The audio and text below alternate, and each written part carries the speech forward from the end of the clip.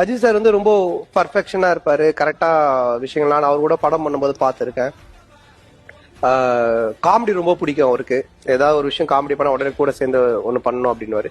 ரொம்ப நாலேஜபிளான பர்சன், எல்லாத்துலயுமே நாலேஜ் தெரியும் அவருக்கு. ரொம்ப ரொம்ப நாலேஜ், எல்லா விஷயத்திலுமே இது இருப்பாரு. ரொம்ப டிராவல் பண்ணியிருக்காரு, அந்த மாதிரி ஒரு விஷயம். இப்ப கூட ஏதோ பைக் விஷயமா ஏதோ ஆரம்பிக்க போறதா சொல்லிட்டு இருந்தாங்க. ஏதோ பைக் பத்தின ஒரு இது செய்ய போறோம் அப்படின்னு சொல்லிட்டு. ஸோ ஏதோ ஒன்று கிரியேட்டிவிட்டியா பண்ணோம் அப்படின்னு இருப்பாரு.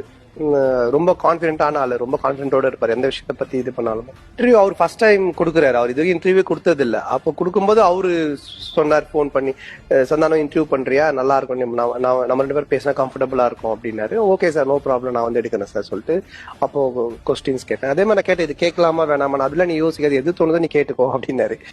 நானும் கேட்டேன் ரேண்டமா.